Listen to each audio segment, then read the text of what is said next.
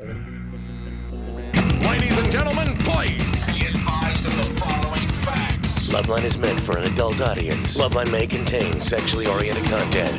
On a good night, listener discretion is advised. What did that guy say? I don't know. That music was ripping, though. The phone number for LoveLine is 1-800-LOVE-191. That's 1-800-LOVE-191. And now, here's LoveLine with your hosts, Adam Carolla and Dr. Drew. LOVE191, fax number 310-854-4455. I'm Adam Carolla. It's Dr. Drew. Dr. Drew, board-certified physician, addiction medicine specialist. Tonight we have Jonathan Silverman as our guest. Todd McCormick will be in here, the pot farmer, tomorrow night. True and he can lock antlers. Oh, you know what? You know that Natalie woman you said that stole the song Torn? She's the one I'm on that show with. Natalie Imbruglia? Yes. And she knows LoveLine. She knows it. Believe me. Oh, really? And she would like to be on it. So. And had to send her. I know, but she knows it. So you ask her to come. And I think it'd be interesting to have her come on with Todd McCormick. That's why I hate all people. Does she live out here? No. She lives in England. Oh, she does? A nice girl. She used to go out with a friend of mine. She's good looking, too. Hot. Didn't she used to go out with David Schwimmer? Well, I'm Wait not a minute, about maybe to drop names. Maybe it wasn't who I was on with. She's a little blonde girl. Yeah. Not blonde. Well, I don't know. She might have died. You know, girls do that. Well, it was Natalie, right? Natalie? Natalie Imbruglia. Yeah, it was Natalie. Some last name that didn't make sense to me, and I thought, oh, maybe this must Definitely be. not blonde. Not blonde. Maybe she wasn't blonde. Dark hair. Is she sort of ethnic looking? No. This Natalie the looks same way. kind of ethnic. All right, this is different. She does? Describe ethnic. Well, I mean, she's sort of blue eyes. Yeah, but she has features that are sort of ethnic, and she has an olive complexion, and she looks You're like both thinking of the wrong girl. Yeah, it might be. we are. I'm thinking of Natalie else would they from put the me in? 10,000 You're thinking Maniacs, of right? Natalie Cole. She's like traveling the world right Yes, now. that was the deal. That she came in for this thing, for this world tour, and maybe it's not her. I mean, she's sort of a country singer. Is that sort of her background? Right? You're thinking of Leanne Rimes, Drew. She said it's Natalie. It's definitely Natalie because she kept saying, "Think of Natalie Wood." I go, "Okay, I got it." Okay, Drew. I recently went to a fraternity party and got really drunk. All right. All right. The show's on Friday night with whoever I'm on with. Todd McCormick. I'll ask him tomorrow night when he comes up. Okay. right. Are you done? I think we are. Yeah, Drew likes to sort of work his things out on the air. Mm-hmm. He doesn't like to think them out in advance, make a note, and then talk about it. He likes to just work it out. Stare at your umbilicus the whole time we come in here together every night. I don't even know what an umbilicus is, jackass. Stare at it. Okay. If you're talking about your package, you're right. Jonathan Silverman is here. You know Jonathan from The Single Guy. And, I didn't know you were an Odd Couple, too, actually. If there's a Neil Simon movie, I'm in it. It's in my contract. It's in Neil's contract. It's kind of cool. It's good. It's a good thing. But I'm here plugging a great little movie opening on Friday called French Exit. It's a hot, sassy, sexy little date film that has been playing the festival circuit for a while, and it's finally getting a theatrical release. Limited theatrical release. If it does well, it'll spread like herpes to theaters near you, but it's opening Friday at the Lemleys in Santa Monica. Really good little film. And is it just in Los Angeles, or sometimes open in New York and in L.A., think right? Right now, Friday, it's opening in Los Angeles, and hopefully it'll do well and open wider. Yeah, well, tell us what the movie's about, and then we'll talk more about you. The movie's a romantic comedy starring myself and Machen Amick, who's a fabulous, gorgeous actress from Twin Peaks and Dream Lover and a bunch of other things. And the two of us play struggling screenwriters who are competing against each other for a big studio writing gig, and we meet and fall in love, and it's a nice look at the bitter underbelly side of sleazy Hollywood with this love story at the forefront. And how long ago did you do this? We did it 2.5 years ago. Usually it takes about a year for a film to actually come out from the time you finish it and edit it and loop it and do all the. But you got fine juice, so it took 2.5 years. See that? See how that works? But it's it's been playing the festivals and it's already been reviewed quite nicely, and it just took a long time for it to actually come out. But I'm proud of it. It's a good one. I saw Deep Impact how was today. That was good. I bet. I wanted to see bunch of stuff blowing up. Yeah. They made Astronauts. $40 million this weekend. Yes. That's I big watched money. Paulie instead with my kids. Oh, that's nice. Drew, what are you thinking? What? I never even heard of Deep that Impact? movie. I remember I was at the theater today, and I saw the Polly sign, and I said, what the F is this? A movie about a parrot? Oh, please. It has to be either cartoon or explicitly for kids. Or you can't go? Yeah. All right. Aren't your kids like in their 20s now? How old are you? Yeah, but that's still the same rule applies. Yeah. Did you like it, Drew? Yeah, it was cute. All right. All right. So, Jonathan, now how did The Odd Couple 2 go? Did that make any money? It goed good. Yeah, I think it's making some money. It's it's Jack Lemmon and Walter Matthau reprising their roles from the Odd Couple movie back in the 60s. They're brilliant. They're geniuses. It was a joy to behold. And my fourth film for Neil Simon, after also doing about 3 of his plays on Broadway. Well, didn't you kind of get your start in New York doing that? I got my start and my finish. Yeah, he gave me my first break in a play called Brighton Beach Memoirs, which I later did the film version of, and Biloxi Blues and Broadway Bound. Now, how come you didn't get Biloxi Blues, the film version? I got boned, didn't I? Royally. And that was a good movie. I signed the deal for it. I was actually, it was a either-or situation. He allowed me to create the role in a new play of his, at the time a new play of his, called Broadway Bound, and that was about a year commitment. It was a play with Jason Alexander and Linda Lavin, and they filmed the movie of Biloxi Blues about Linda Lavin didn't sing, did she? She didn't sing. She won the Tony Award for it. She's actually nominated again for Tony Award. I remember her singing in Alice. Didn't she sing the theme to that? Yeah, it's a good tune. How did it go? Mike's gonna get it. No, hold on. Just hold on, Mike's getting it. There's a new girl in town, and she's looking good. Yeah. All right. Let's go to call. That's back when people got sitcoms, they just let them sing. They just let them scat. And you get major cash for that. Every time it plays, you get a paycheck. But I wanted to kill myself. That was that sitcom. I think that was Alice, right? Yes. Right. And that and I think One Day at a Time are the 2 most depressing sitcoms ever made. I mean, Alice was about this single divorcee waitress. Oh, here we go. All right. Early to bed. Wow. And in between, I cooked and cleaned what out of my head. Blinders on, it's time to see. I had to get out from under and look for me. Sounds a lot like Anne Murray.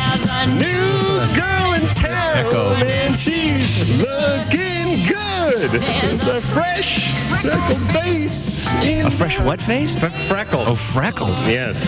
Kind of like I'm telling you, if your show gets picked up for I don't know if you're talking about it, but I saw 10 minutes of your pilot, and it's fabulous. And if anyone at ABC is listening, you'd be a fool not to pick it up. Well, sing the theme song. Sing the Man Show theme song. Extra $15,000 a week for you, my friend. Oh, it's diabolical. Anyway, it was about a divorcee mom who went to like Phoenix or Tucson or some place like this, got a job at a diner with a old veteran misogynist short order cook Mel, and then basically every episode was her telling her son Tommy they couldn't afford it, whatever it was. He wanted a mini bike this week. Tommy, we can't afford it. I'm a waitress. We can't. Christmas, we can't afford it. Every episode was just, we can't afford it. And then every episode of One Day at a Time was Ms. Romano telling her youngest daughter, Barbara, she was too young to go out. You can't go out on that date. You're too young. Oh, and we can't afford whatever it is you're going to do on that day. That's back when sitcoms resonated for you, huh? Yeah, but do you remember when sitcoms had that sort of real gritty sort of the man is keeping you down and everyone's poor, and that sort of Chico and the Man and Sanford and Son and all that stuff. Yeah. Now we're back. We're back in full force. We get like 8 good-looking people. We put them in a Malibu home, cards. and they just go to town. I sent my only fan letter to Valerie Bertinelli, who One Day at a Time. I had a major thing for her. I think everybody did. She sent me a little picture. Got me through childhood. Avery. Hey. Hey, you're 23. You're on with Jonathan Silverman. Cool. Hey. Hey.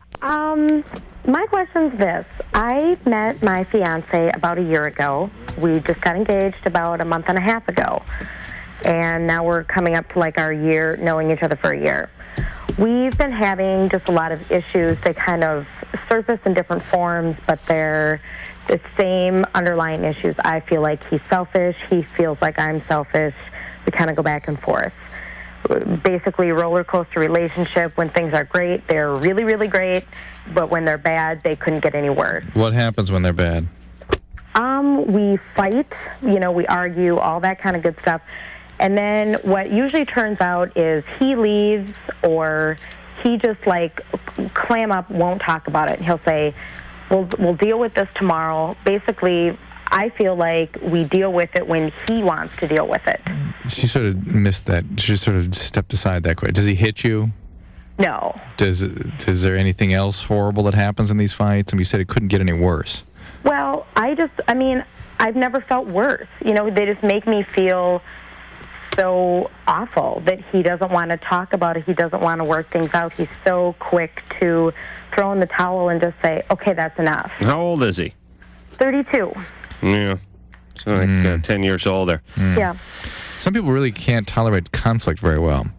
Well, exactly. And it's not only that, but we have kind of this intimacy issue as well. And Why? Why? Well, we will only sleep together when he wants to. Which is when? Maybe once a week. And what do you want?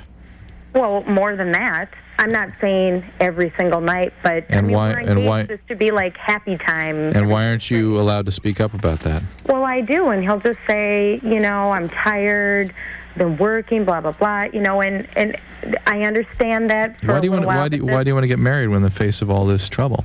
Well, it's not going to get better with marriage. I know. But you have to remember, I've been, going on and on about these bad things. There are a lot of great things that I love about it. Why don't you guys get some premarital counseling? He won't go. Exactly. What does he do for a living? We've talked about it, and a lot of times he'll even bring it up. What does he do for a living? What? What's he do? Sales. Sales? I don't trust this guy. I don't trust any guy in sales. I don't care if you work for TV and you're in sales. I don't care if you work for a used car lot or if you sell flooring. You sell anything, you're flawed. It's what you do when you can't do anything else. You ever been to that nappy convention, Jonathan? Oh, boy. Is that for nappy hair people? No, you know what we're talking about. Well, a lot of sales guys there. Okay, my question is, if he's, the bottom thing, how we end everything is, he'll say, I love you more than anything, you're the best thing, blah, blah, blah. I do believe that. I think that's sincere.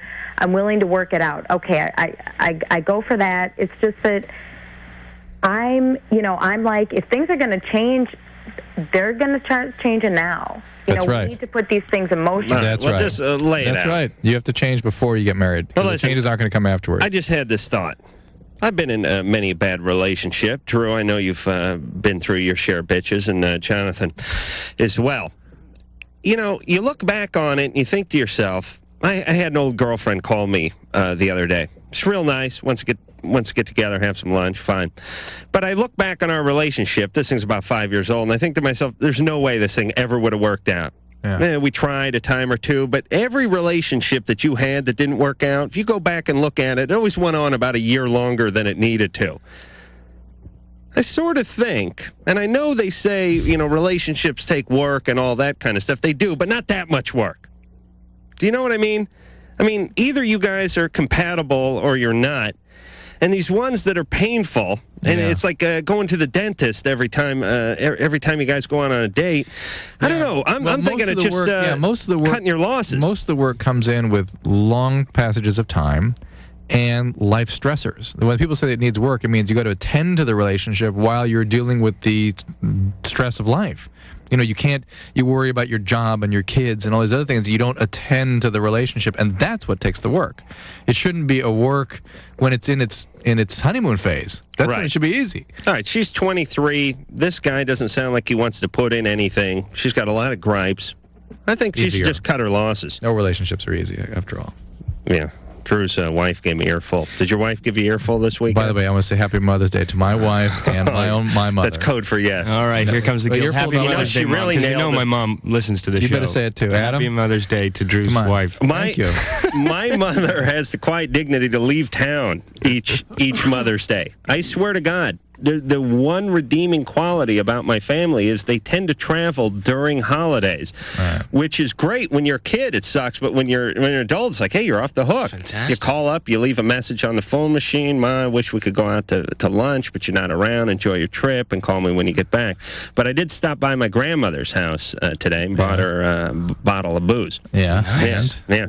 She doesn't believe in Mother's Day. She laid that right out. What's her favorite beverage? I bought her some champagne. Oh, she likes that, huh? She'll take anything with alcohol in. I could buy her some rubbing alcohol straight, Chris.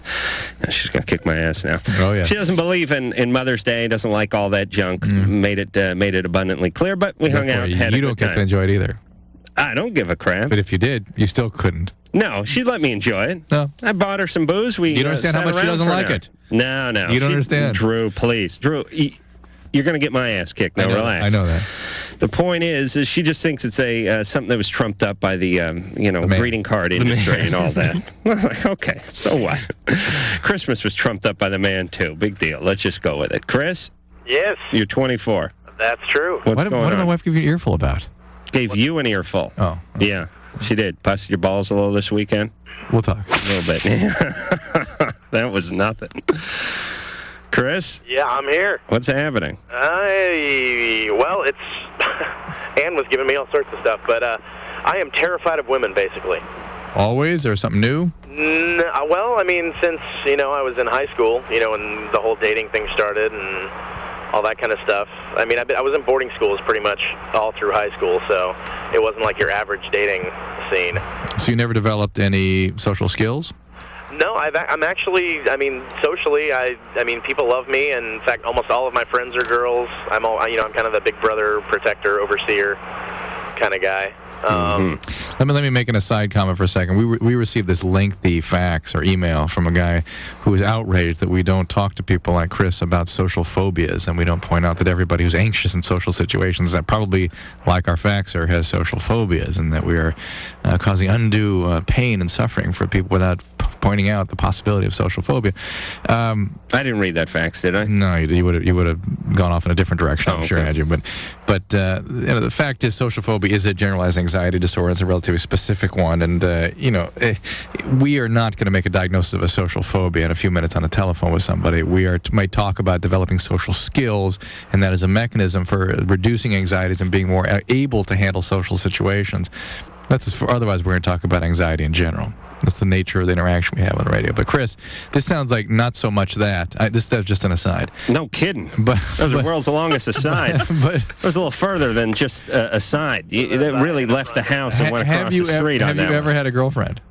Yeah, a few. Not, probably 2 serious girlfriends. Well, how afraid could you be if you're able to have relationships? It's always been they've approached me. So you really have a difficulty initiating. So in other words, absolutely. It's sort of like you can't establish the relationships you want because you can't meet the people you're interested in. And yeah, I mean, I'll meet people. I mean, I'll go out to a bar where it's certainly not. It's not where I plan on finding what I'm actually looking for. But just, my friends are always saying, hey, at least just talk to a girl in a bar. That's like a first step. I'm like, all right, cool. No.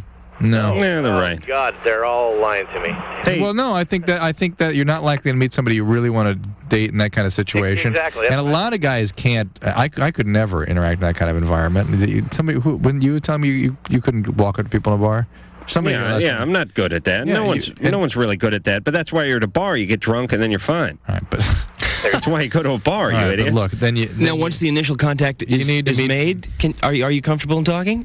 Yeah, once the initial, once I've talked to them for a while, it's always, but usually, it ends up either I'm a really good friend of theirs or I never talk to them again. We deem you normal. Your expectations, Chris, the actual relationship. Your expectations are off, I think. Yeah, he needs to get a dog. No, maybe he's wrong guys that do that kind of thing. They walk up and just establish contact in these... well, listen, 75% of males are uncomfortable in that kind of situation. Walking up to a strange woman and asking her out on a date is, we don't really like, guys don't like to admit this, and the society doesn't really like to talk about it. And it's really, there's 20% of males, the guys who are trying to pick up chicks at funeral homes and in elevators, and, this kind of thing that's out on the street and everything. They give everyone else a bad name, and women think guys are just aggressive pigs. But the reality is 80% of guys are scared S-list to walk up to a girl in a laundromat or in the line at a supermarket and start hitting on her. Oh, and the guys the 20%, the ones that are doing all the hitting, don't tend to establish quality relationships either. They tend to objectify people, and that's the way they carry out the relationship. Right. And they're not the ones that the women want to hit on them, which is the irony. They're the guys who are sweating profusely from the forehead and the dye from their hair starting to drip down onto their nose. They're the ones that they respond to in those initial interactions, which is what makes the whole thing so unhealthy. Well, the problem is after they've been hit with a bevy of these guys for about 5 years, then you come walking up and... you get treated the same way. That's right. And yet the guys, that 20% still breaks through that. Yeah. Because they don't care. All right, so here's what you need. You need a dog.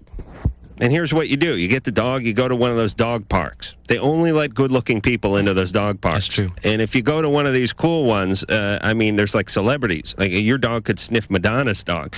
And then what happens is the dog goes over and he starts humping or sniffing or rubbing or wiping or chasing. And then you go running up to the dog, sorry, and next thing you know, you're talking to the person, and you do that dog talk for a while. How old is he? How old is she? What's going on? Do you have a good vet? And then the next thing you know, there's numbers being exchanged. You see what I'm saying? And then you're swapping spit. That's right. And then the dogs are getting involved, too, which is cool. Good advice. Good advice. Oh, we're out of time, yeah. All right, Todd is 27. He wants to know if the happies can be transmitted through oral sex. Drew, you know the answer to that, don't you? All right, we'll be back with Happy Talk and Jonathan Silverman after this. LoveLine will be right back. WBBM.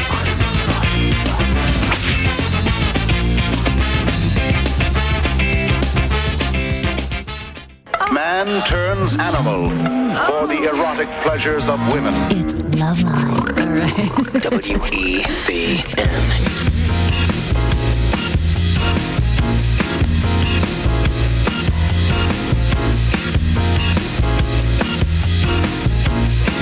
Oh, yeah, I love that. Hey. Oh. Mike, you didn't want to give me the point thing. You just gave me the wave thing. Oh, okay. All right, well, what's wrong with people listening to a little music once in a while? After all, it is a radio station. Jonathan Silverman is here. He's got the French Exit. It's going to, it's a little art house type movie. Sounds like a porno film, doesn't it? It does, yeah. Yeah. She's getting off at the next exit. French exit. Yeah. No, that's not what Adam was thinking. Now, well, though getting off is kind of good, yeah. All right, phone number for LoveLine, 1-800-LOVE-191, fax number 310-854-4455. West Side Connection will be in here later on. Who's the West Side Connection, Drew? Ice Cube. Oh, Ice. Those guys. Is Ice Cube going to be with them or just the homies? WC. WC. Who is doing his own venture now, and he's going to be the one who's coming up. Uh-huh. He's not going to kick my ass or anything, is he? Why is Drew looking at me like that? I don't know. Oh my Drew, God. you're going to be in San Francisco Wednesday, aren't That's you? right. That's All right. right. So I'm going to get my ass kicked. And then John Taylor from Duran Duran and Neurotic Outsiders and something else. And he'll be in here. So, and what is Tuesday night there, Ann? What Men Want? What Men Want. They're the guys who kind of just wrote this book, and they talk about how the book, The Rules, Right. which is a bunch of crap. Yes. They were on 2020 about 2 weeks ago, and yeah, they're like telling you what men really want. Yeah, I bet one of them's gay. We'll see. All right, we'll get to the... Guess you would know what they want. We'll get to the bottom of that. They Yeah. want a French exit. That's right. Want to keep plugging that movie. Plugging. That's the operative word. Todd.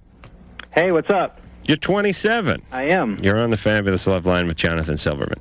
Hey, Jonathan. Hello, Todd. Happy Mother's Day to you.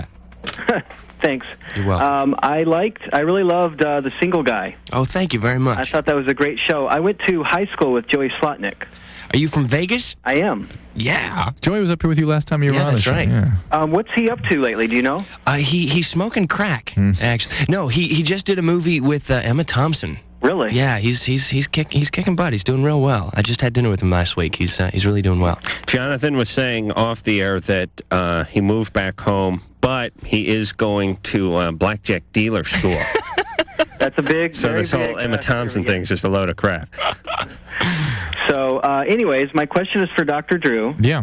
I had a regular old cold sore that I got from a girlfriend 1 year about 6 years ago, and I get it every spring. You got it from the girlfriend?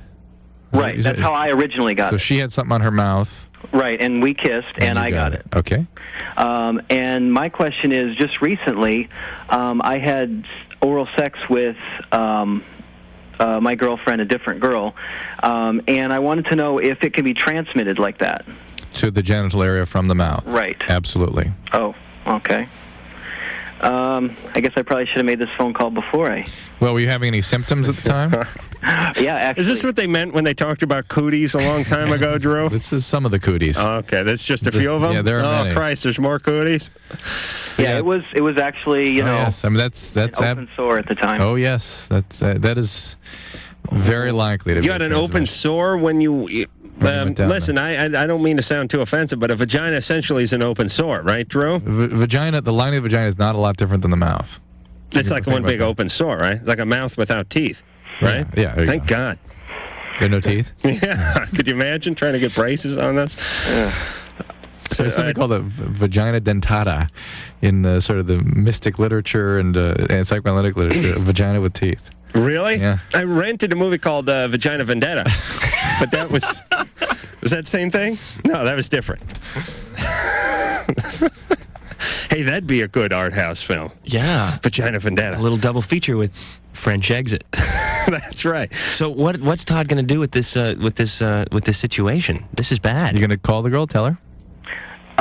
Sure. Okay. I mean, I didn't think it was a big deal. I mean, we see each other regularly, so what would be the next step for her to... If she starts getting symptoms, she needs to take some antiviral medication. What would be symptoms?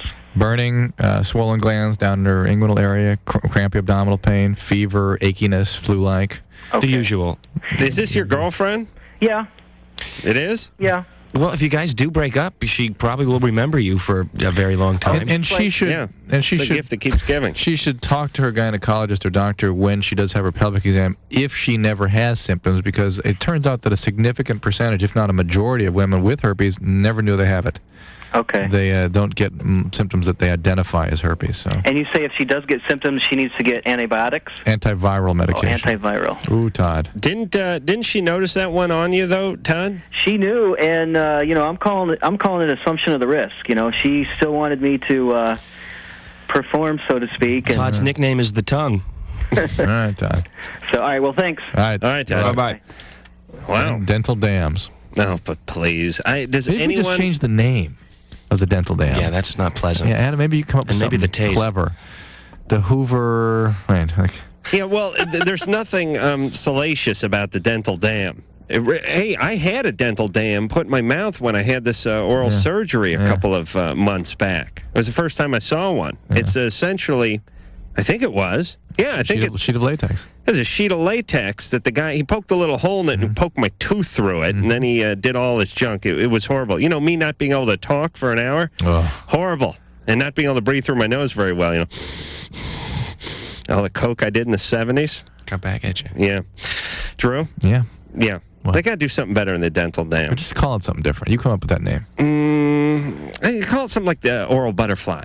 Yeah. You know what I mean? Butterfly sheet. Or yeah, people go, butterfly wing. Yeah, you want the butterfly wing? Yeah. In French we call it the papillon. Yes. Yeah, maybe just the papillon. The papillon. Would you like me to use the papillon? The latex papillon? No, don't use the latex. The papillon? Yeah, you'd go for that. Protector? Yeah, you papillon protector? Yeah, your attitude would be like, I don't know what it is, but go ahead. Sign me up. Ricky? Oh, yeah. You're 19. I thought I was going to be on hold for 112 minutes or something like that. Well, all right. It's a self-fulfilling prophecy. Sarah, you're 15. Poor Ricky. Oh, we'll get back to him next. Hello? Sarah. What's going on? Hi. Hey. I love you guys. I've been listening to you forever. Oh, thanks. You love Jonathan Silverman as well? Sure. Good. I have a question about each of my parents. One about my mom, one about my dad. I was just wondering if it's normal, like, for a guy to take a shower with his young daughter. How old? I think I must have been, like, anywhere between, like, 4 and 6 or 7. Do you remember how it affected you? I can just remember being in the shower and, like, he was facing me and, like, washing himself down there. And I don't remember how it affected me then. I don't know. I've always had this. I'm like terrified of my dad, and I have no reason to be. Every time I get around him, I'm just really nervous. And I mean, my parents are divorced, and every time I have to go visit him. Do you have asthma? Yeah, I do. Wow, you're wheezing right now. Yeah. Well, Get your inhalers. Well, get your inhalers. I'm kind of nervous. But I mean, I really heard some wheezing there, so get out your inhalers when you're down here, right? Yeah, well, I have like throat problems. So you were like between 4 and 6? Probably like 6 or 7. Mm-hmm. So you're right. You didn't get poked in the eye, did you? Was your dad between 6 and 7? Hey. Well, here's the deal, Sarah. We've sort of moved through a time when our culture thought that was a good thing. That to make people feel good about their bodies, and not protect, not to make them feel ashamed that you're hiding anything. But the pendulum of wisdom has swung in a different direction, and people are beginning to think that maybe it's not such a good idea, and that it could be disturbing to young girls particularly. So I don't know that there is anyone that knows the truth in this yet. I happen to believe that all things being equal, it's probably not a great idea. It's kind of, you can see the memory is sort of disturbing to you in some way. And there's that fine.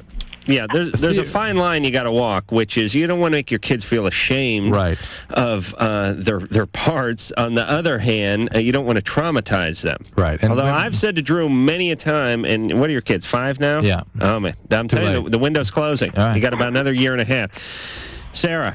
Yeah? Did your dad have a large penis? At the time, I don't know, probably. Biggest thing you ever saw, right?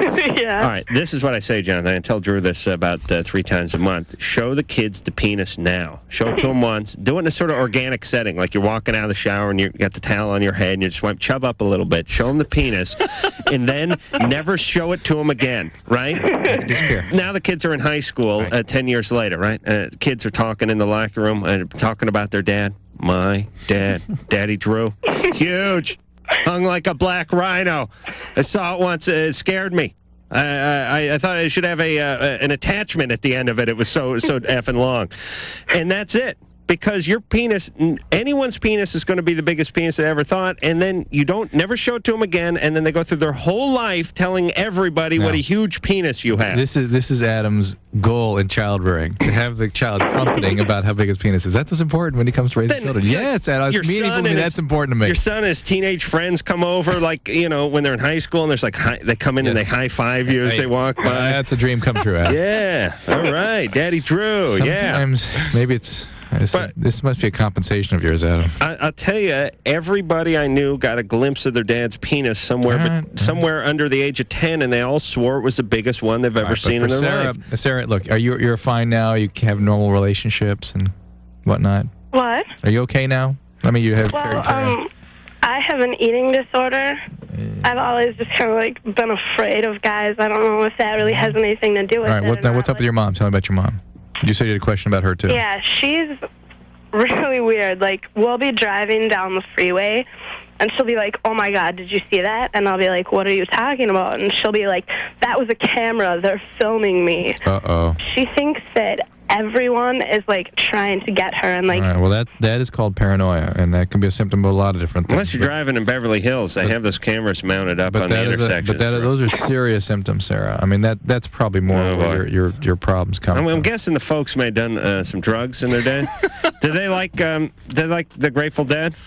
my dad, but not my mom. Yeah. Does your mom do speed, do you think? No, she's never even, like, smoked a cigarette in her life. She's from Africa. I don't know if it... Well, but those paranoias are very serious, so she does need to see somebody about that. And that I suspect is more where your instability comes from. And don't take her to that new Jim Carrey movie coming out where they film his life, because she'd Okay. Sarah, fundamentally, she sounds okay. I mean, just the feeling you get from her. Yeah, you don't sound insane. Well, thank you. Now, how is Sarah supposed to? She says she feels uncomfortable around her dad. Should she talk about it? Just say, Pop, can we have a quick conversation? I can't even talk to him. Is anybody treating your eating disorder? Well, I was going to, like, this outpatient thing for a little while. Yeah. Like, my whole family knows about it, and they watch me so closely. Well, but why don't you keep going into treatment? And well, I stopped going because it's not really helping me at all. Well, but keep going. It takes a long time for these things to work, and maybe some of these other issues can be sorted out along the way. Hey, Drew. Yeah. Remember encounter groups? Yeah. Do they have those anymore? Yeah, somewhere. Remember that term, an encounter group? Was that when you used to like beat people up with the Bataka bats? Yeah. Was that what that was? Yeah, there's sort of expressive therapies they call that now. I visited my grandma today. Yeah. And Did you hit her with a bataka? No, we're on good terms now. We're Or gonna human keep it that relation way. groups. Remember that term? I'm not talking any more smack on the radio. She gets mad. But we're just chatting, and she always brings up the radio show, and it's always real humiliating to me because I'm always talking about whacking off and, kids putting stuff in their ass and all. It's really humiliating. And she says she was listening to this call about this girl who was thought she was a lesbian, who had a crush on her teacher last week. And I remember that. then I was saying, well, I think a lot of women have a little same-sex experimentation. Drew said it happened when she was 8 years old. Then she said, I have a story. And I was like, oh, no. No. I had to play cool, Yeah. Mm-hmm. Yeah, when I was about 10, I was like, oh, no, please, God, no. Not a lesbian story. Please, no. And anyway, this girl lived next door, and she was like 15. I was like, oh, no. Was not a good lesbian story. It was not even what I would call a lesbian story. It was just like a light. It was nothing, especially by LoveLine standards. But the point is I was bracing myself for something that had to, involving a mop. I was just like thinking, holy Christ, this is it. My world's going to come crashing down. All right, so I dodged that bullet. Jonathan Silverman is here, and Drew? Yeah. Ready to go to break here? Going back to Ricky. We're going to talk to Ricky? Oh, yeah. We'll talk to Ricky. He's been on a hold for 112 minutes. That's right. No, it's only been 17. We'll be back. LoveLine's phone number is 1-800-LOVE-191. LoveLine with Adam Carolla and Dr. Drew. We'll be right back. WEBN. Radio that keeps you up at night. It's LoveLine, only on WEBN. There's no alternative. Hey, it's LoveLine. Phone number, 1-800-LOVE-191. Jonathan Silverman is here. French Exit is the name of the art house film that is coming out at the Laemmle. At the Laemmle's Santa Monica Friday. Do you know what the title actually means? What French Exit actually means, the term? I would guess that it was one of those gay terms, like Greco-active or something like that. Gay men have their own set of, it's like their own language. You hang the bandana out of your right pocket. It means, sure, and the keychain and the... Jonathan? Jonathan, what does it mean? Okay, thanks, Drew. Yeah. Sorry. I didn't know what it meant until, I actually read the script. As I said, it's a romantic comedy set, in Hollywood, and there's a bunch of really, sick Hollywood sleazy people in it. A French exit is what you do when you're at a party and you split without saying goodbye or thank you to the host. And actually, it's a European term. And the French call it an English exit because they think the English are rude, and the English call it a French exit because they think the French are rude. That's good. You know what? I'm kind of bad at that, or I'm getting better, but I hate doing that at a party. I hate announcing that I'm leaving. Don't you, Drew? Mm-hmm. Especially when you leave early. Mm-hmm. It's kind of weird. I actually made a French exit last night. I just realized I was, I hate to brag, but I was at the Playboy Mansion last night. Sure. And I didn't say goodbye to Hef. What was going on over there? Oh, it was just fabulous. I mean, to talk about it would spoil it, but let me tell you, I had the time of my life. Really? It was a treat. You blew James Caan in the grotto?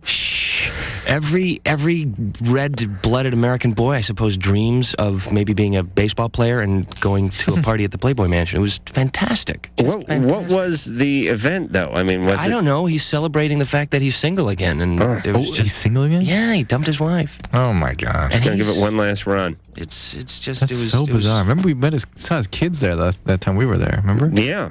Yeah, I actually have been there a couple of times, too. Drew and I had our original LoveLine coming out party there, but it was during the day. Yeah. It wasn't quite the same. You know what I mean? Mm. But what the hell was that, by the way? It was like Fox. Meet the Press or Meet the Affiliates or something when LoveLine was on Fox. Oh, what an abortion that was. But I got pictures. Me standing next to a cockatiel. Peacock. Or peacock. What was her name? Ricky. Yeah. You're 19.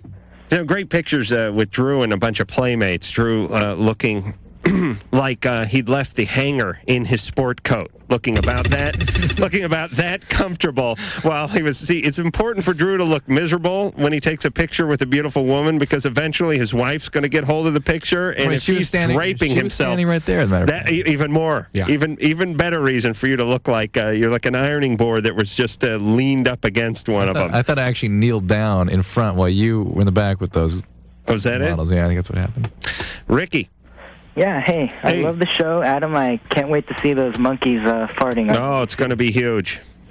Jonathan, I was a fan of The Single Guy. I was so disappointed when they canceled that. Oh, well, thanks very much. It was on for 2 whole years, though. Yeah, but I mean, that's not long enough. Oh, believe me. I mean, thank you. I appreciate it. But for me, it was huge. You know, it sounds to the layman, 2 years doesn't sound like much, but these days it's a pretty good run. If you think about it, I mean, just doing 12 or 13 episodes and getting picked up for another batch is a bit of a triumph. Yeah, that's pretty long haul. But thank you. I'm glad you liked it. I loved it. So anyway, my question is: a few months ago, Dr. Drew, you mentioned that Asians, particularly Japanese, get flushed and nauseated. Right. With the alcohol. Yes. I can personally attest to that. I'm Asian, particularly Japanese. My friends call me the one beer wonder. But I was wondering if this kind of translates to other substances. Particularly, I'm curious about marijuana. No, because it is specifically a deficiency of an enzyme that metabolizes alcohol. Oh, really? And it causes an accumulation of one of the metabolites that causes flushing.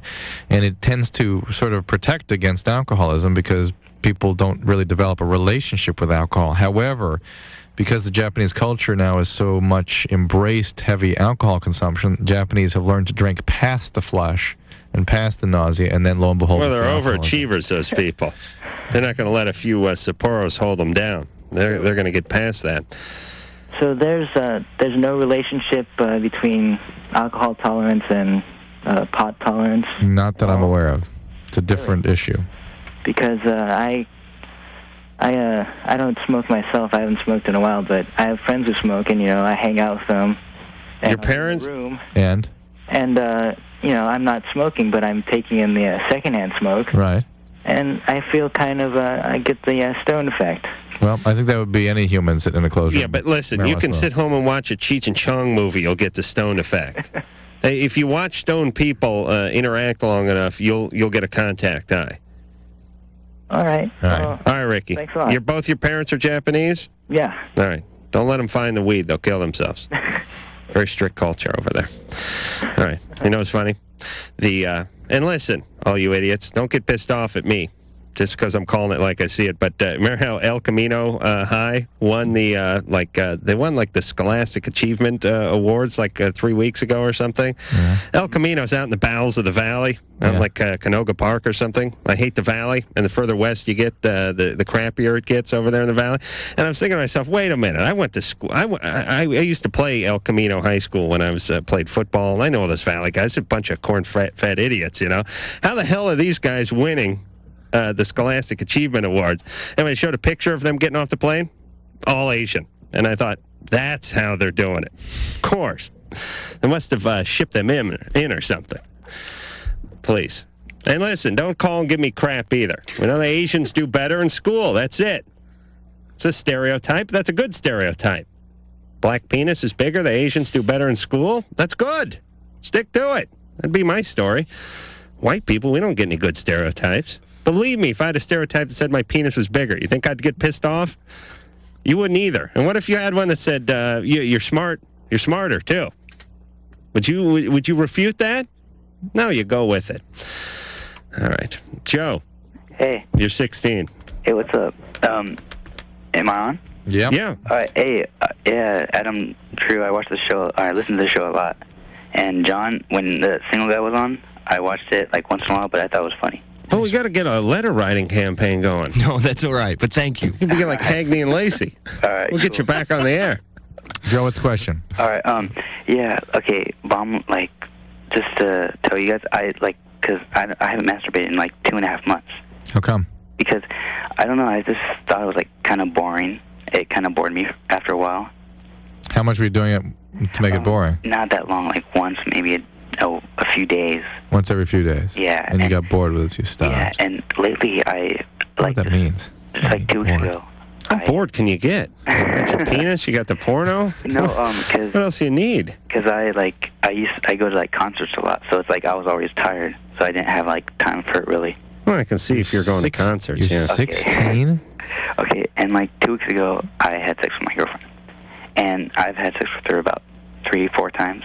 Mm-hmm. And I've had, like, I've been lasting a really short time, a really short fuse.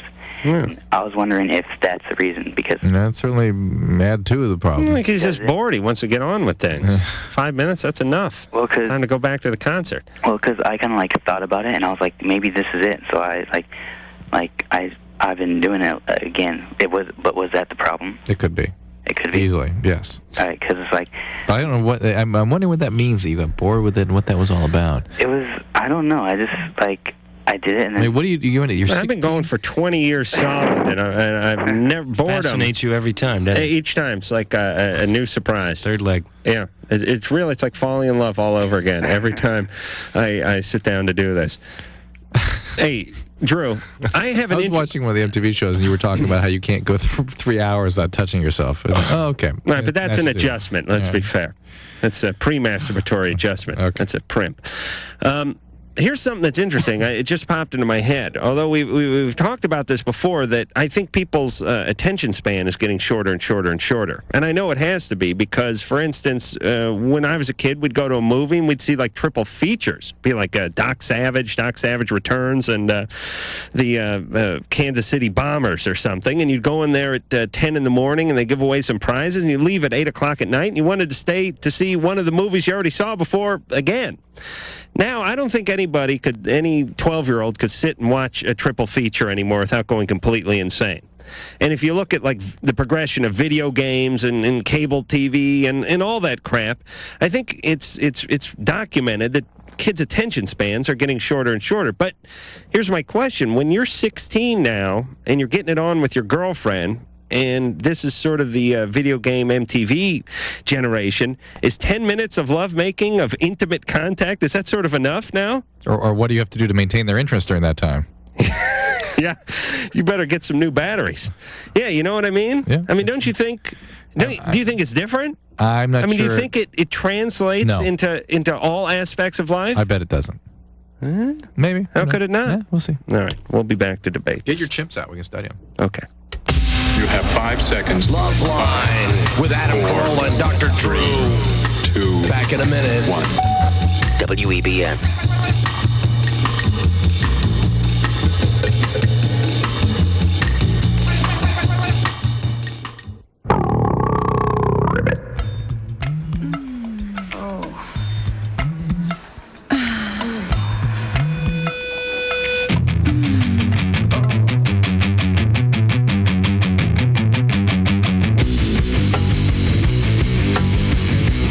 LoveLine. Jonathan Silverman is our guest tonight. French Exit is the movie he's talking about. Also has a few other movies coming out. We'll talk about that in just a second. Drew is here as usual, and we will be back in 10 seconds.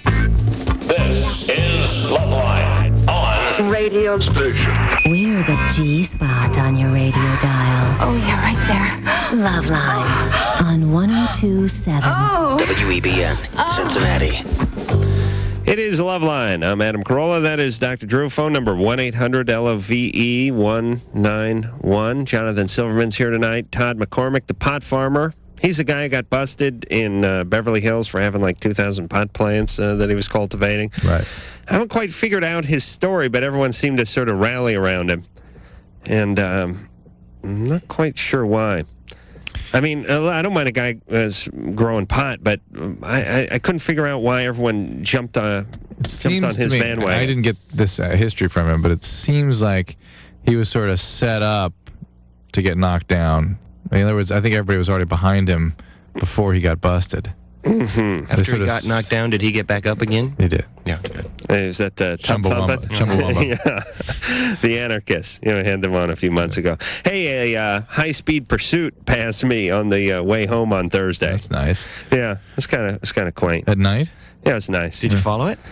Yeah, well, you know, I took the opportunity to speed. So I thought to myself, this is the white man's form of looting. I thought to myself, hey, listen, the cops, there's 15 of them, they're all chasing this guy. No one's pulling me over. I can draft these guys like NASCAR and go 90 down the Hollywood freeway. I thought this was great. The helicopters and everything following? No, just so far it was just the pickup truck, old Nissan pickup truck. It's funny. You have to drive that to be on one of these pursuits, don't you? Yeah, you have to drive a car that only has has 3 on the tree and can't get above 65 miles an hour. And drive at 90. Yeah, it's amazing. I mean, you never see anyone do it in a Vet or Camaro or anything that's got any balls at all. It's just idiots driving pickup trucks and like 4-cylinder old beat-up Nissan pickup trucks.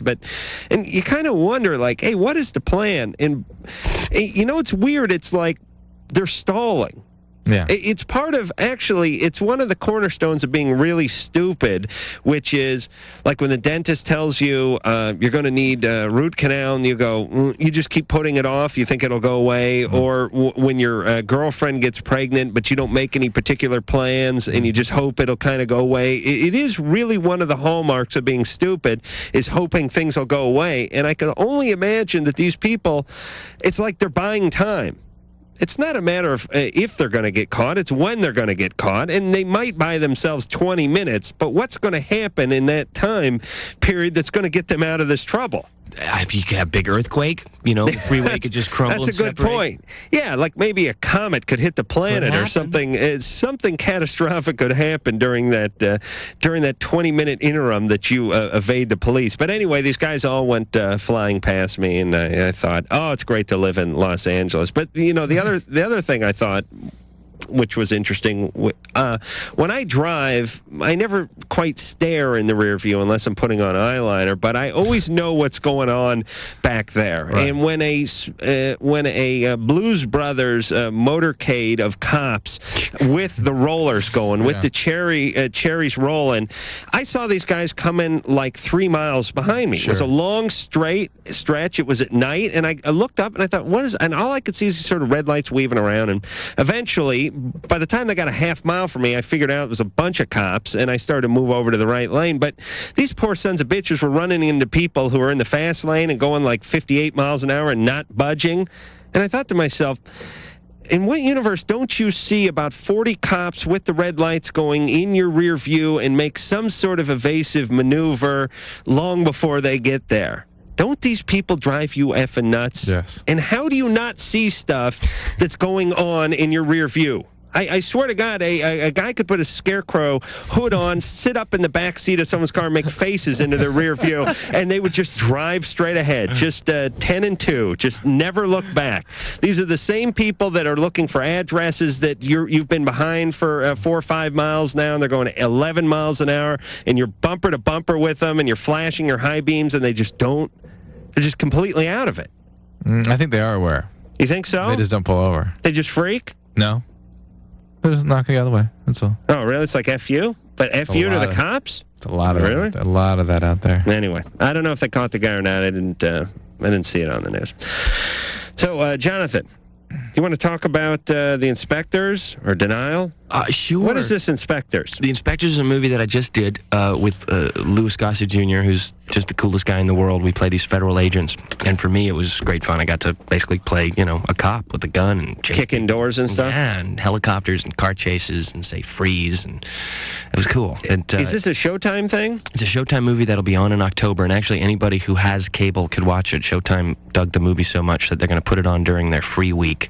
Oh, really? So anybody who has, I guess, television of any kind of, People with TVs don't always have cables. Not even the Not my family. No, just, believe it or not. Just have 2, 4, and 7 and just deal with it. Yeah, my family thought. My family thought I told her my grandma thought the LoveLine TV show was on CNN. Yeah.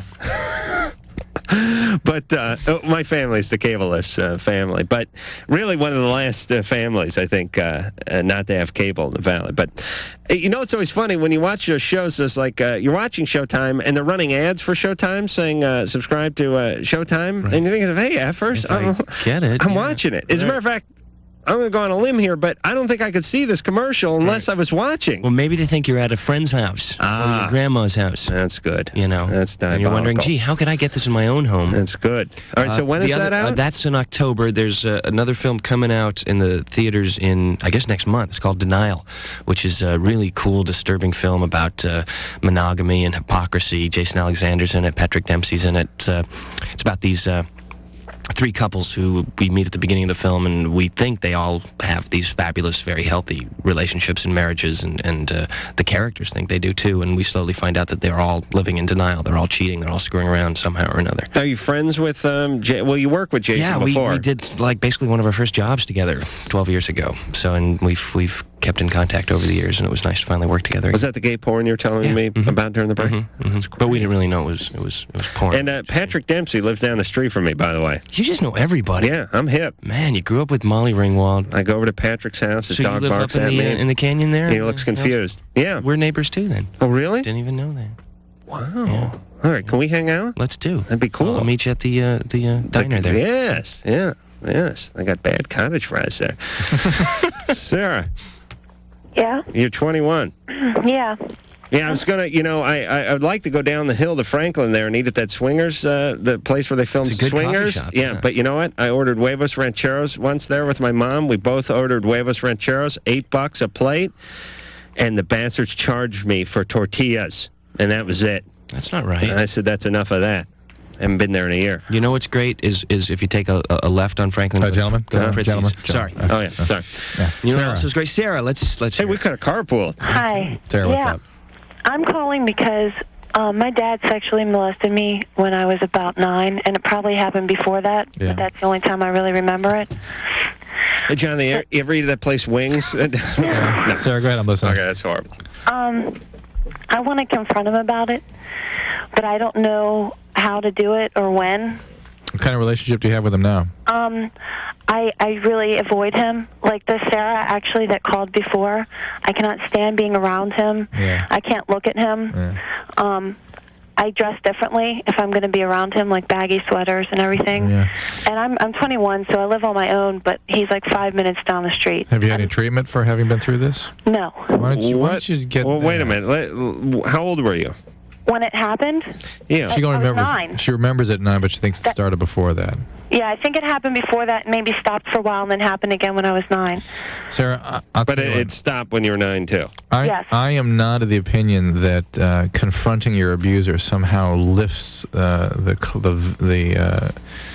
trauma. Well, the thing is, No, you usually feel worse because they deny it and they make you more frustrated, or they either they deny it or they turn it back on you. It's never satisfactory. Whatever it is, there's no real purpose to it unless it's in the context of some healing in a professional setting, where under a managed situation somebody feels that's an important part of the process. Well, see, the thing is, like, I feel guilty not hanging out with him and not doing stuff with him because, I feel like he doesn't know why I can't stand being around him, but he knows that I can't stand it. Of course he knows. When I was like 14 years old, he put a bunch of pamphlets on sexual abuse in my bottom dresser drawer, and he's mentioned stuff to my sisters before, so I feel like,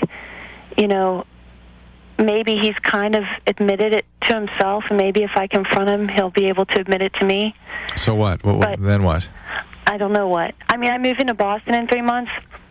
Sarah, get treatment, okay? Get in some therapy. You really need it. Confronting him, whatever's going on with him, is not going to heal you. Okay? It's not going to matter. It really isn't. Not nice. It may have for sure. But then I feel like at least he'll know why I'm not going to. He knows why. He's not an idiot. He knows what he did. Well, he put the pamphlets. Well, no, that's bizarre. I mean, the guy's... Well, even still, I have 2 sisters, and if I walk into his house to visit, like today, for Mother's Day, we go over to visit my mom. We walk in, he looks right at me, and he goes, "Sarah, you look beautiful today."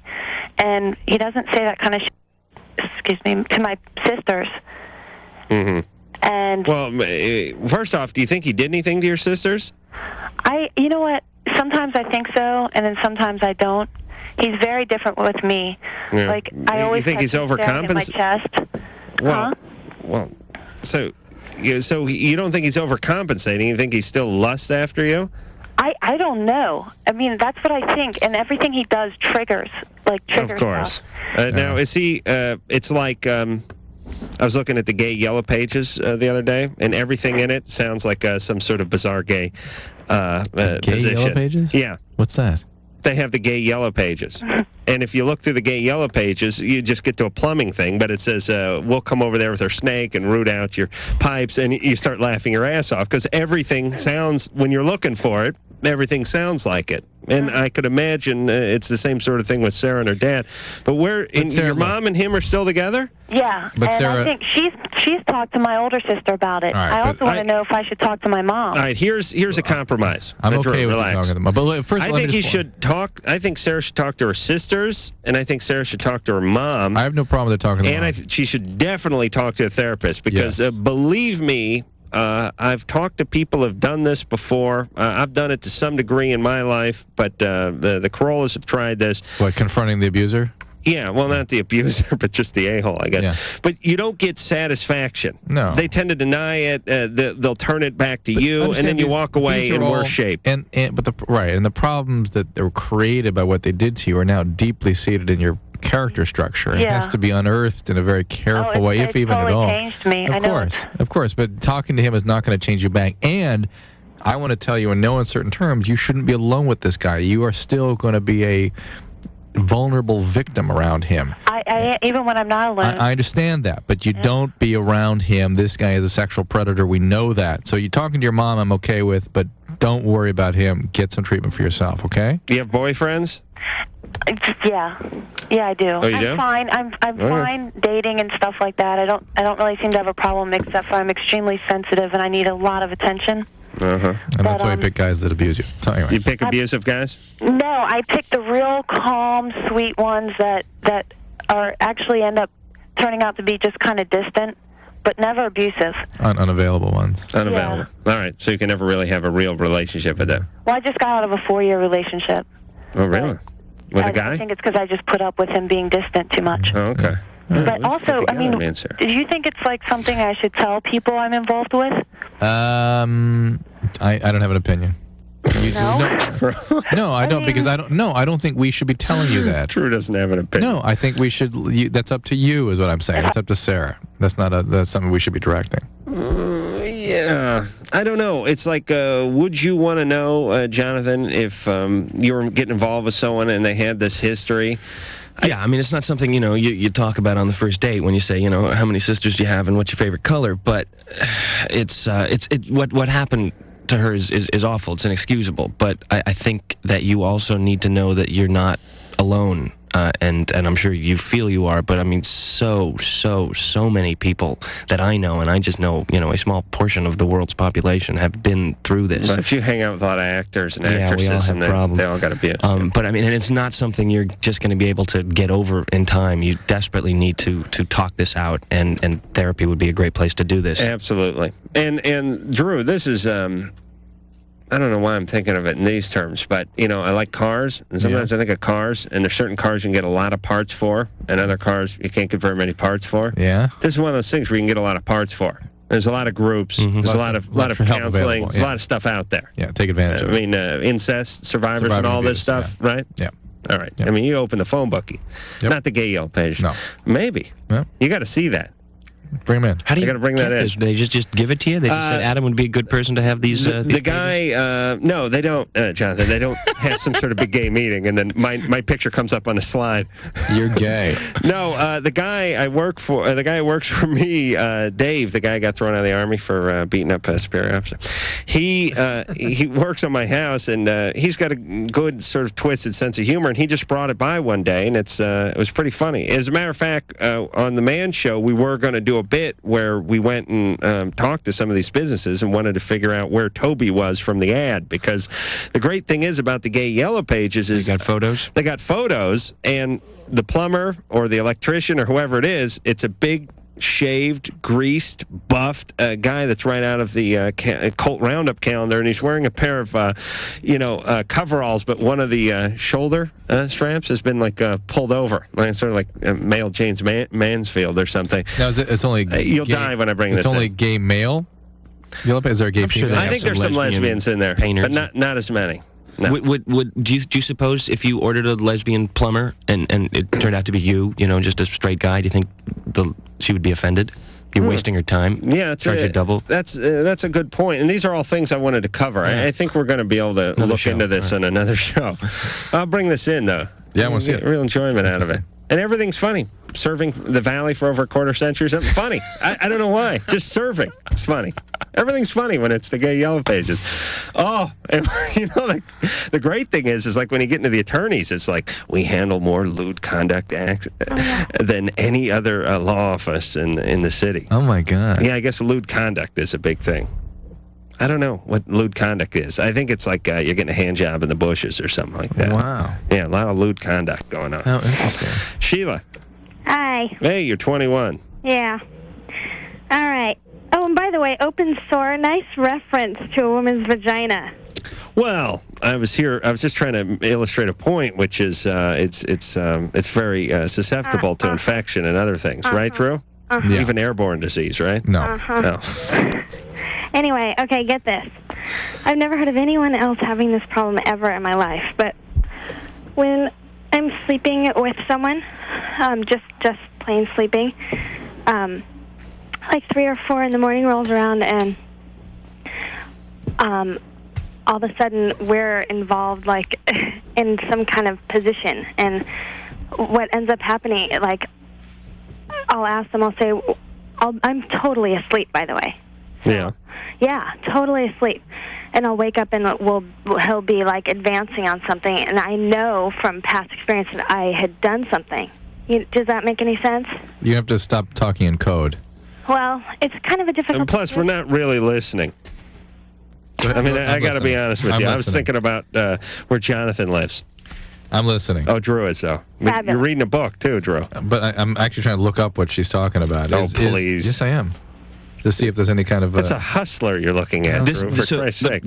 Has this been one particular person you've been sleeping with, or this is just a series of I mean, whoever? And this is you initiating it or him? Me, always. It's happened with a few different people. Like, I had to sleep in a hotel room with a friend of mine, and he told me the next morning that I started, like, kissing his neck, and I knew where everything was. And I had no recollection of it whatsoever. Mm-hmm. And what did he do? Did he stop you? He stopped me because we were just friends. Or didn't stop me, but I obviously just retreated and went back to sleep. Right. But when it does happen, it's like the best sex ever. Yeah. Like when they end up waking up and like we have sex or something. It doesn't happen all the time, though. Yeah, then you're awake. Everybody does that, though. But then you're awake, right? Yeah, I'll end up being awake. You eventually wake up. Yeah, but I'm dead asleep, like making these advances on, whoever I'm sleeping with. I had never heard of this either until like this year. You've never done this? We've had about a half a dozen calls about this year. It's not, but it's, Adam, you're acting like I'm awake doing this. I mean, completely unconscious, like going to the fridge and getting something to eat and not knowing that I did it, Have you ever had any other sleep disturbances? No. Never, yeah, but you wake up at some point, right?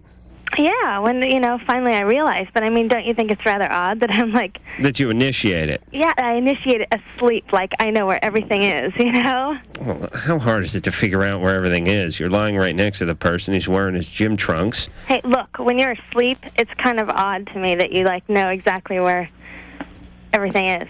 Well, look, let's not try to figure listen, that out. You're not performing eye surgery, for Christ's sake. You're grabbing the guy's nuts. Of course you know where everything is. What does that mean? I don't know, but I think we have to have a slumber party at Sheila's. Just because you're asleep doesn't mean it's like having a blackout. Doesn't mean you can't function normally. I mean, people can walk and do all kinds of strange things. No, Sleep. I drove home from Tijuana like 3 times in a blacked out phase. But we've heard of this now, several times. Actually, it's usually back to San Diego. It's usually this is the first female I think we've had call with this problem. It's usually a male initiating it in their sleep, and to me, it is some sort of a sleep disorder. I mean, I really don't know. But hold on, Jonathan, you've done this before, right? right? I have the opposite problem. I'm awake getting it on, and then I fall asleep. Right in the middle? Is that a disorder? Yeah. Not Sorry. unless you drool. All right. Drew, you've never done this, please. In your sleep, not half asleep. Yeah, but here's Absolute sleep. what happens. And first off, it's not for them to know or to decide whether they're in their sleep or not, because you know how that goes. No, she really is amnestic, doesn't have any idea what's happening. But she initiates it, and then she wakes up. Right. Yeah. And only then does she have these great experiences, too. Well, I know, but there's stuff, It's bizarre. I don't know what it means. I've not seen any pattern that I can associate with it. I can't find it in the typical textbooks and things. No, I think you get horny while you're asleep. It's just like when you dream you're going to the bathroom and you wet your bed. I just think your sort of biology takes over. And you know you have a body next to you. That's an interesting point, but does it mean anything? I mean, is it certain kind of people or people with certain kinds of issues that do that? And I don't know that. All right. Well, if she does it every single time, I guess the real test would be is if she slept next to her dad or her grandpa, and if she did it. Here's what I'm guessing. She ain't doing it when Grandpa is sawing logs next to her. Yeah. That's what I'm guessing. And I think she just wants to be intimate with these guys. I'm guessing she wanted to be intimate with her friend. Yes, but still, no. I think if you're going to have a disorder, that's a good one to have. Right. Okay. I think it might be part of a general sleep disorder, too. So. Okay. Don't let the dog sleep on the bed, and we'll be back with Jonathan Silverman. LoveLine. Be right back in a minute. WEBN.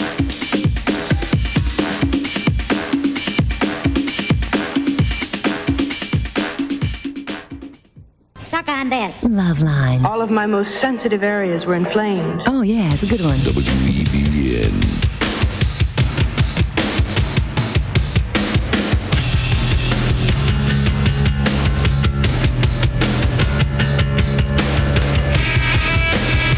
Hey, it's LoveLine.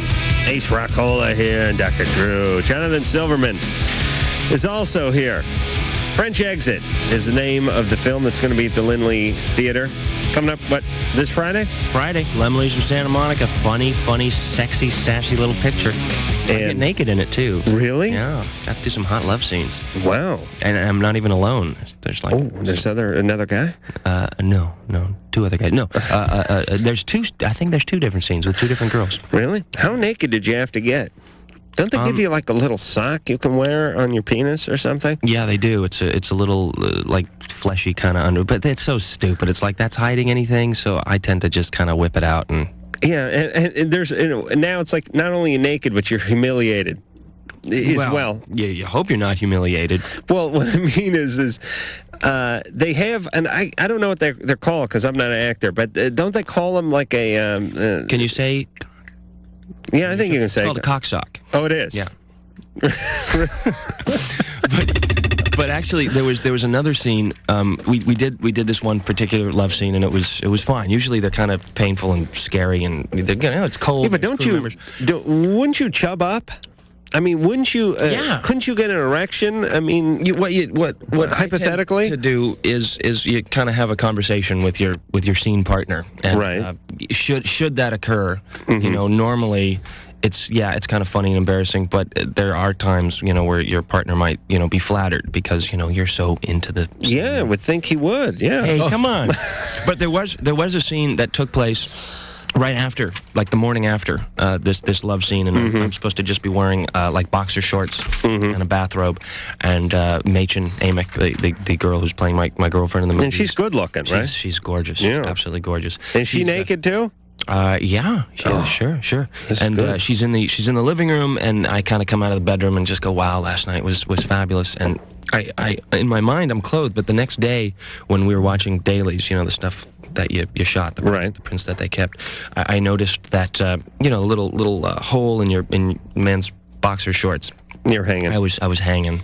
Yeah, I hear the Jewish guys are hung. Oh, like bears. That's what Drew tells me, anyway. Now, Dr. Drew Diggler. Did you, Jonathan, now you knew you were going to be doing, I mean, obviously you got the script some weeks in advance. You knew you were going to be doing this. Did you work out and shave your back and get into all that kind of stuff? Yeah, I mean, I have a trainer that I work with when I have to do a movie where I know I'm, just gonna have my shirt off. Yeah, because who wants to look like an idiot? You got to pump up, and then when you're done with the scene, you just eat the Twinkies again and get fat. Well, it's really diabolical if you think about it, because you do a film once or twice a year. So you get yourself, you hit the tanning booth, you hook up with the trainer, you shave yourself, you light the thing right, and then you look pretty spectacular with your shirt off. And then that's all that 99.9% of the public sees, and that is just you. Just Jonathan Silverman, the big carved makeup plays a good part too. They shade, they Oh, really? Actually, in this movie I did Denial, which is coming out soon.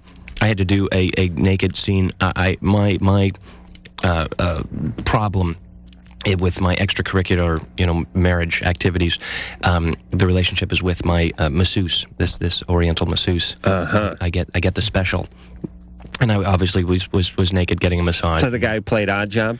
What is not a guy? I don't remember Odd Job. Heterosexual love scenes. James Bond, the guy who threw the hat, the big Asian guy who threw the hat. Always plays like Mr. Fuji or something. Odd Job, yeah. Threw the hat. Big of the derby, spun around, took the head of the statue off. Yeah. All right, so it was a beautiful Asian woman? She wasn't beautiful. She was kind of really hoary looking. Wow. And yeah, that was actually a very humiliating experience, having to be naked. Did they put makeup on your penis? No. And her body sort of blocked the camera, but you could see, the strokes of her hand, and it was just odd. But the scene was supposed to be very odd and embarrassing. I'll tell you, even though for a living I sit around and talk about penises and whatnot, I would be petrified to do a love scene. And would be just I'd be shaking like a leaf on a tree, wouldn't you, Drew? Oh yeah. Okay, not so much even just being naked, but just interacting with the actress and having people standing around, and I would always feel like I'd be doing too much and invading her somehow, and yet you'd want to be passionate, and you got to slip in the tongue, right? I mean, when you're really trying to do a believable acting job, right? Don't you have to do all that stuff? Yeah, it's tough. They don't really teach that in acting school, when you got to grab a boob and stuff every once in a while. I mean, you really do. I can see where some of these things just turn into sex eventually, right? Mickey Rourke ends up just humping everybody. Oh, yeah. Mickey's a wild man. He's a stallion. Phil? Yes. You're 23. That's right. I was listening to the caller you had before, Sheila, I guess her name was, that had that she'd initiate sex while she was sleeping. Do you know her? Yeah. Oh, you do? I do. Really? Yeah, what's a good friend of mine. Wow. So what's up, Phil?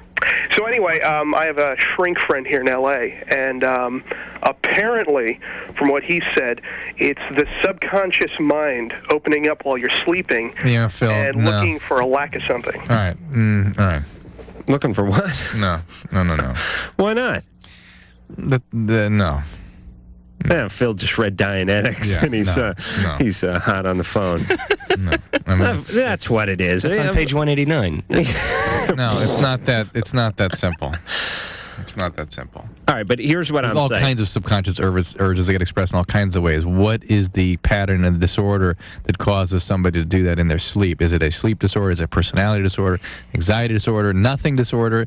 What is it? Is it nothing? It's just some sort of... Here's my point. You take this Sheila, you put her next to her grandfather for a sleepover. I don't think she's going to wake up giving him a reach around. You put her next to a ripped and stripped Jonathan Silverman with plenty of penis makeup on.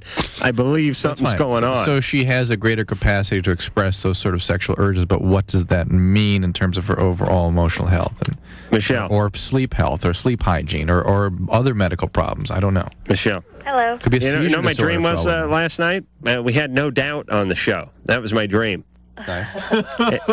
And everyone was just effing up. I don't know what. Sure was a dream? Yeah, okay.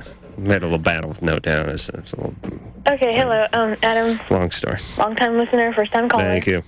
You're welcome. Jonathan Silverman, Yes, ma'am. just want to say you have the most adorable smile in showbiz. Oh, well, thank you. It really lights up the studio. Okay, and Dr. Drew and Adam, watch your show like almost religiously, because I do go to school. But anyway, Drew, you're a hunky doctor. Yeah. Okay, anyway, Dr. Drew, I have a question. Yeah. A couple years back, and even now, I seem to notice that, like, I attract older guys, like, in their mid-20s and stuff, and they'd, like, they'd ask me out on dates and, all this other stuff. Have you been abused at any time in your life? No, not really. Because a guy in their 20s that's looking at a 13, 14-year-old is a predator, as far as I'm concerned. So the question is not why do you attract older men, but why do you attract predators? And only one common pattern is if you've been victimized in the past, you sort of are served up as a good victim to these a-holes that come after you. They smell a good victim. Well, they're like hyenas. They're like the ones that straggle behind the pack, that walk with a limp. They can catch those ones. Even though nobody else can see that limp. That's the bizarre thing about it. Right. How they see it, I don't know. That's sick.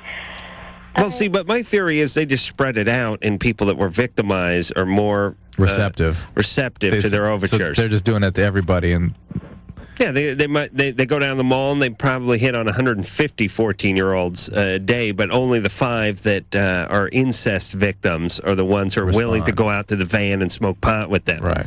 Wait a minute, that's my rap. I don't know what theirs is, but anyway. Do you look old for your age? Older than your friends? Well, some people say I look like I'm 16 or 17, but then they say that I act like I'm like 20.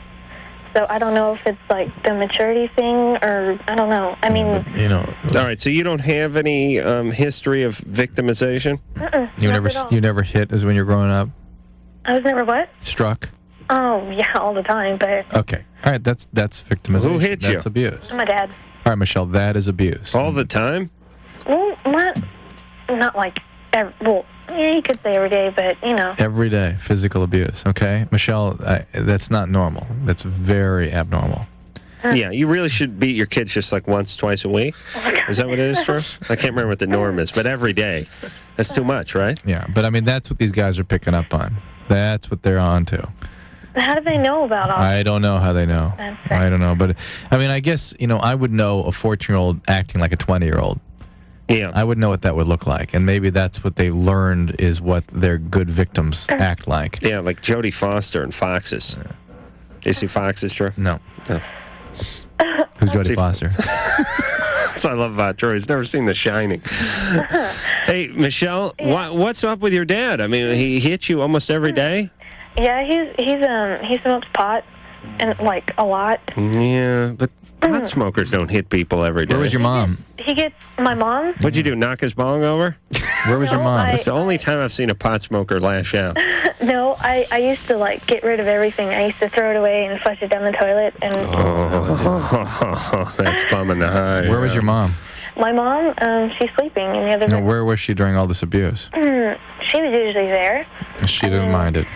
She didn't stand there. But did he drink, or was he into coke or anything else? He drinks, yeah. But as far as I know, the only thing I know he's using is pot. That's Okay, well, he's an addict. He's an alcoholic addict. And you're probably going to be attracting those kinds of guys, too. Or at least you're going to be attracted to those kinds of guys. Like pot smokers?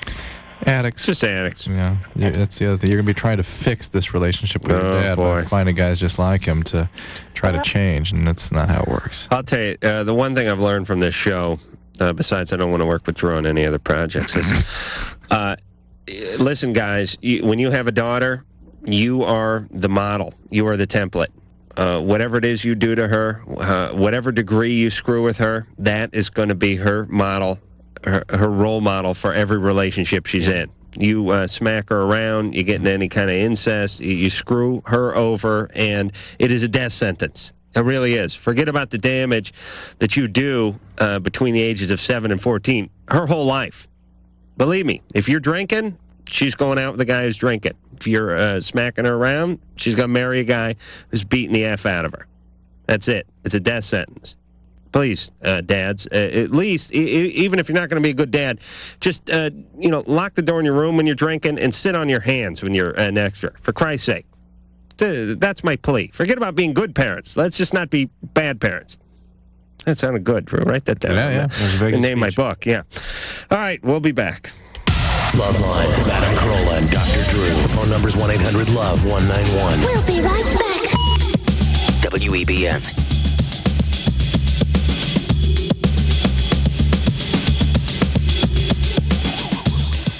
It's not hard to swallow. We've got a frog in our throat. Lick it up. It's LoveLine. WEBN. Hey, it's LoveLine. Jonathan Silverman is here. Dr. Drew's here. I'm here. I'm either Ace Rockola or Ace Carrera. What do you like, Jonathan? You married to Tia Carrera? Oh, she's a I love her. Yeah. I did a movie with her. You did? About 8 years ago. Did you do one of those nude scenes with her? No, that would have been cool, huh? Yeah. Yeah. She's hot. You know what Tia Carrera is? Nope. Wayne's World. She's a really good-looking, Was she up here, sort of Ann? Eurasian Long time ago? woman. Maybe you're Yes, Asian, a not my long Asian. time ago. Yes. Way before Wayne's World. I bet Really? you. Yeah, she's been around for a while. Yeah. She does all these things. I can't really figure her out. I don't know who she's married to or whatever. I saw Sharon Stone last night, though. Where? She was driving. Really? Was she picking her nose? Driving. No, I was picking my nose. Great to see Sharon Driving Stone where? picking her nose driving. She was popping a zit, actually. She had the rear view turned down. She was squeezing one on her forehead. Driving where? I was driving to that party that you didn't go to that I went to with the people you work with. Yeah. And there she was in Pasadena. And she was driving a convertible. And I was driving next to her, and I said to my girlfriend, I think that's Sharon Stone over there. And sure enough, we pulled up the stoplight, and there she was. And the thing I was thinking about was I don't like driving a convertible because I'm sort of uncomfortable with the notion of my head sort of just driving around and hanging out of a car. Not because I'm paranoid that someone's going to shoot me or something, although that's a realistic possibility these days. Yeah. But I just don't feel exposed. And forget about whatever quasi-celebrity status I've reached. Even long before I got into this business, I just didn't like the idea of riding around in a convertible. It's just you're sort of on display, and it's sort of, I felt uncomfortable with it. I like a car that has tinted windows. You keep them rolled up. You turn the air conditioning on, and you wear like a ski mask. But there's Sharon Stone, and she's driving a very nice convertible. Basically saying, look at me, look at me. Hey, yeah, and I'm thinking to myself, like, this chick doesn't have enough nutballs chasing her around already, and her husband is in the passenger seat. And I said to my girlfriend, which Was this like in Old Town? Wasn't great. Yeah, it was in Pasadena. High volume area, people walking around all over the place. Yeah, it was up like Arroyo, right before Old Town. And I said to my girlfriend, which I think got her horny, by the way, I said, listen, if I was her husband, there's no way I'm letting her drive around in a convertible. I said, listen, I know the car you're talking about. You can have that car. You can put a sunroof on it, and we're tinting the windows. But I'm not going to have some whack job following you home 3 nights a week. Right. You know, it's ridiculous. Yep. You guys with me on this? Totally. I'm certainly no Sharon Stone, but I used to have a convertible, and I had to get rid of it for that reason. I mean, people were, and you're in a convertible. You're right. You're just an open face, just driving around. And people go nuts, And then if you're if you have any kind of celebrity, you have to like sell your car and stuff. Molly Ringwald lived down the street from me when I was growing up. Her first car, when she was 16, she had a license plate that said L.A. Mall on it. They had her name on it. It was a Rabbit convertible. She had to sell the thing in like 3 months because every nut job in the valley was following her home. It's like, hey, it's a chick from 16 Candles. I think I'll just follow her home, like a raper somewhere. Please. Terry? Yeah. That's why I drive a car that says Mike Woodward, actor. Or what the hell's that guy's name? Dennis Woodruff. Yeah. Yeah. The big. I was having an argument with a friend of mine once. When a car officially becomes a mobile, and we decided when it had at least 2.5 sheets of plywood on it, it then became a mobile.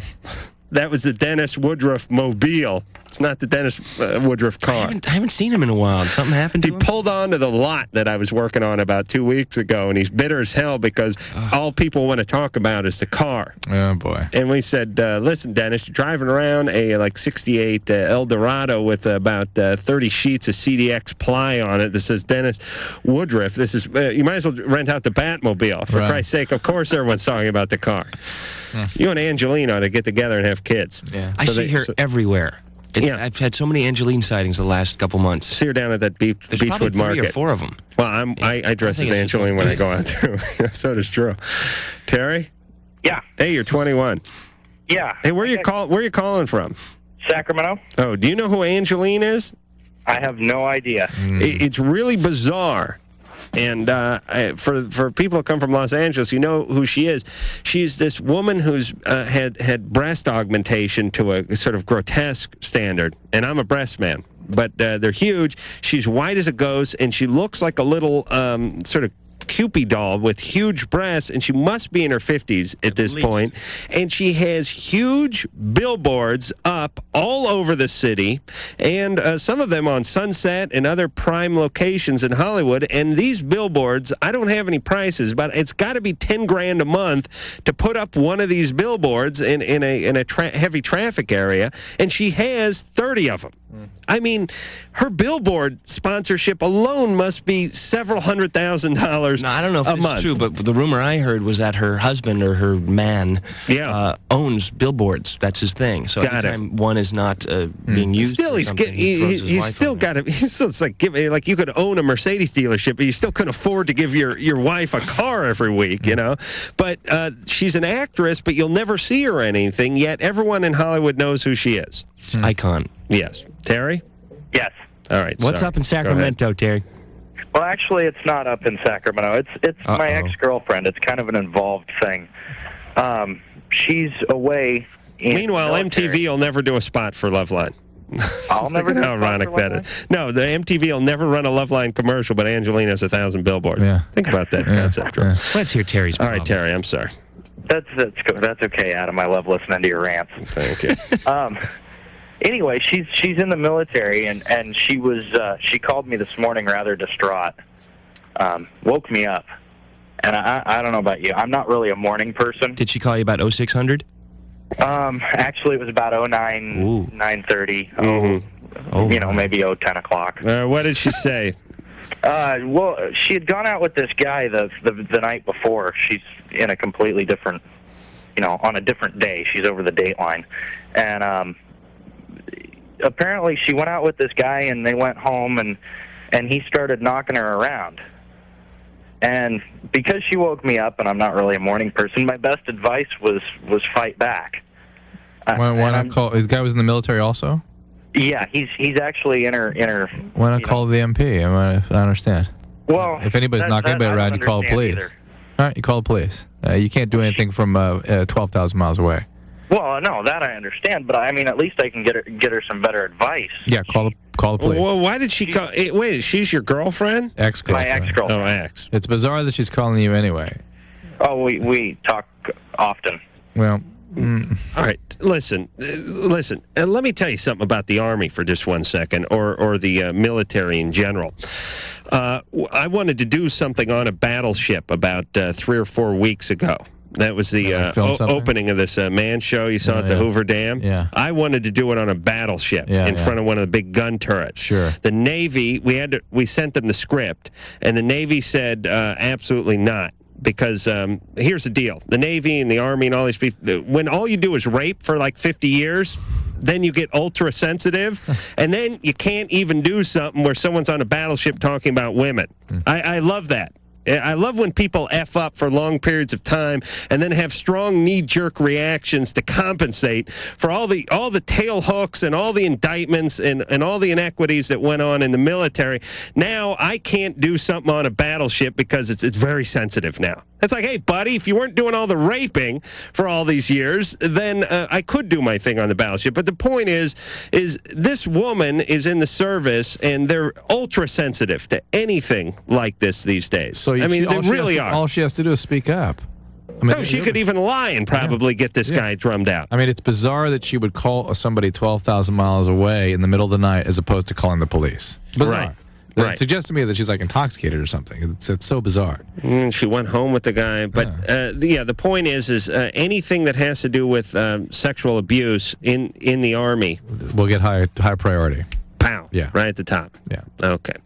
All right, let's see if we can just blow through a couple calls here, Drew. Who's been on hold for 1,000 years? All right. Melissa's been on hold for 70 minutes. Let's see. Melissa? Yeah. 17, stopped eating since boyfriend broke up. Yeah. Will it become a disorder? I want to know at what point will it be. Everybody's telling me that it's normal. And How long has it been? How long has it 2 been? weeks. If it's 6 months, you got a big problem. But it's very normal to have a drop in appetite when you're mourning the loss of a relationship. And if you've had no previous eating disorder, it's not likely to be triggered by a loss. Right. And don't worry, once you start eating, you'll overcompensate and just live on Haagen-Dazs and soft pretzels for 6 months and balloon up. Beth, you're 23. Hi. Ex-boyfriend won't get back with her because she can't trust her. Should she wait? Huh? Well, I just want the guy's point of view on this. What did you do? Okay, he's very emotionally distant. We've had a really rocky relationship off and on for 3.5 years. Why can't he trust you? You cheated? No, I didn't cheat, but I broke up with him, and then a few months later I decided, okay, I still love him. I want to get back together. Now, we've been dating, we've been sleeping together, doing all the normal boyfriend-girlfriend stuff, but he tells me, no, I am not your boyfriend. That's good. All right, break up. That's it. Yeah. He's telling you. He doesn't want a girlfriend right now. Listen to what people say, ladies. Yeah. Unless I say it. Yeah. David, you're 18. I don't want to ruin it for me. Yes. Sometimes I think about all this crap I spew out on the radio, and then I realize when I go home and tell my girlfriend, I go, oh, my God. If she hears 10 minutes of this, I'm screwed. Girlfriend bleeds after sex. Why? It's common. Some women just do that. Doesn't necessarily mean anything. They have a she's having sex. She needs to have a pelvic exam anyway to be sure things are okay. But it can be some women are just stimulated to bleed after intercourse. So normal. We'll be back with Jonathan Silverman. I feel so liquidy. Really? Why? You're listening to LoveLine with Adam Carolla and Dr. Drew. LoveLine will be right back. WEBN.